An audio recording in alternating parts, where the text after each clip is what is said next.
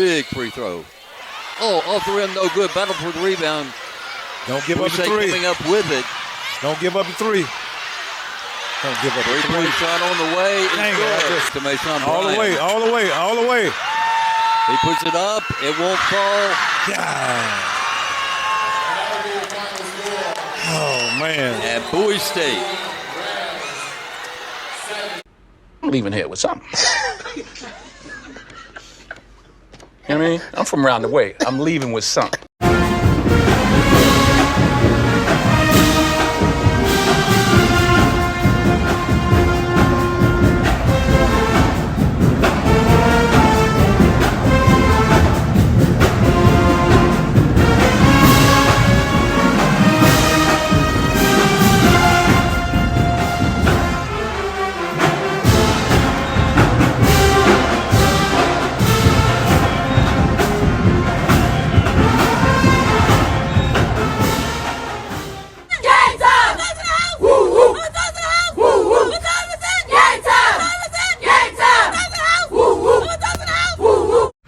Hey man, say man, how about those Bulldogs? And listen, I'm not being hyperbolic at all when I say this. Once again, listen very carefully to what I'm about to say. Wording matters.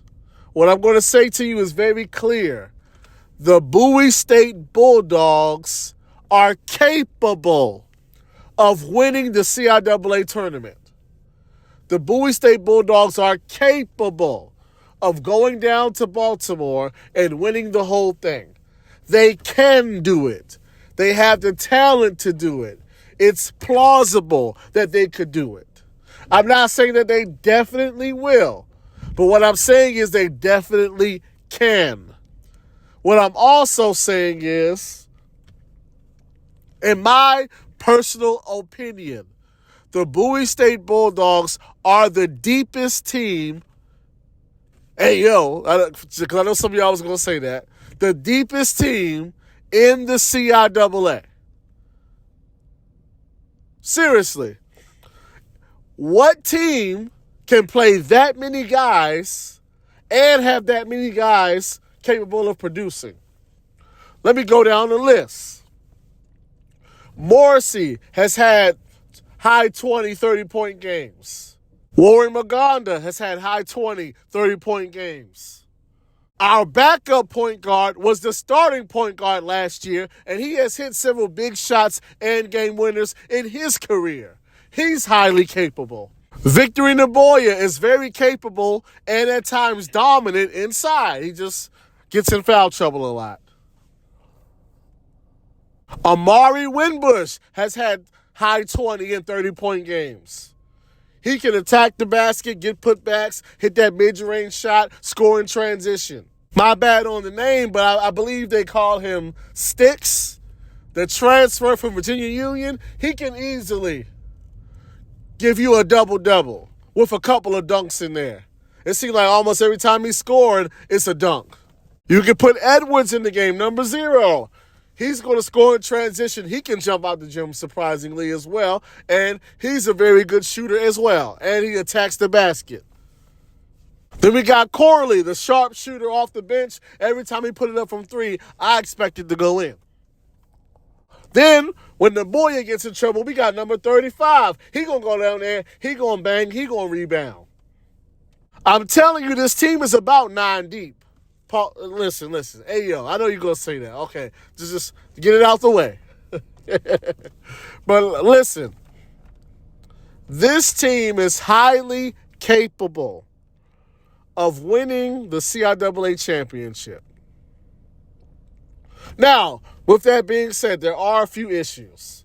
First of all, the win against Bluefield State, a very good win, a very entertaining game, but at the same time, there is no excuse for Bluefield State to score 60-plus points in the second half. That's ridiculous. 60-plus, you can't give up that many points. That's insane.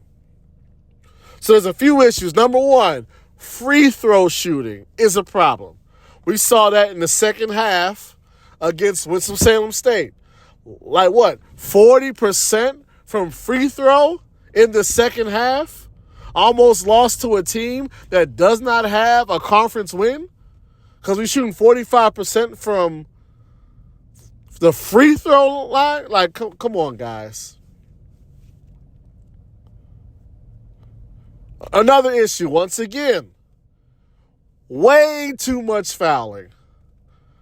I think the game against Winston-Salem State was the first time that we got into the double bonus before the other team. I don't know how many times that's happened all year. Because, man, they can foul out there in Winston, boy. But the Winston-Salem game brought forth another issue. Listen, I understand the Bowie was in foul trouble, but still, there is no reason for us to get out-rebounded 42-26. 42-26? One guy on Winston-Salem State by himself had about 22 rebounds. One guy had like 22 rebounds in one. That cannot happen. So, yes, this team can win the whole thing, but it's going to come down to simple things. Making free throws, staying out of foul trouble, rebounding the basketball. Simple stuff. Because that's how teams that were supposed to win wound up losing early in the tournament and going home before Friday. They have one game where they decide, we're not going to rebound. We're not going to make free throws. We're going to give up transition baskets. We're going to foul excessively and put our best players on the bench and put the other team in a double bonus, have them shooting free throws for the last 12 minutes of the game. Next thing you know, you're losing to a team you're supposed to beat by 15 and advance to the next day. So, winning those games was a good sign. Winning that Bluefield game and not melting down, not panicking when they completely erased that lead that we had, that was a good sign. How the team responded to that crowd at Winston-Salem State and winning that game on the road, that was a good sign. Especially when we were especially when you take into account the team was down 5 points with like a minute and a half left. And they finished the last 90 seconds of the game outscoring them 7-1 and won the game. Now, we still would have lost if that dude would have made that layup, which that's another issue. There's no reason why he should get all the way to the rim like that. I understand you don't want to foul, but stop the ball, cut off the ball handler, redirect the ball handler. That's an issue that we've had quite a bit. Simple stuff. Stop the ball. Run back on defense. Don't jog, run. Because there's no excuse, and I've seen this quite a few times, there is no excuse to give up a layup on a made three. How do you give up a transition layup off of a made three? It's somewhat understandable off of a missed three. It can be a long rebound, outlet pass, they can get a layup. But how do they get a transition layup off of a made three? That can't happen. Not if you're really thinking about trying to win the championship. So we're going to see. We're going to see. It's going to come down to attention to detail and focus. Because when a team is focused, when they locked in, when they playing defense, when they playing smart, they playing hard, listen, who in the conference can beat them? Nobody. But when you're missing free throws, missing the front end of a 1-and-1, putting the team in a double bonus with 12 minutes left in the game, getting out rebounded, giving up transition baskets off of made shots. When you do stuff like that, yes, that's how you lose on Thursday, doing stuff like that. But when you play how they played against Howard, that's how you wind up holding up the championship trophy and winning the whole thing down in Baltimore. So we're going to see.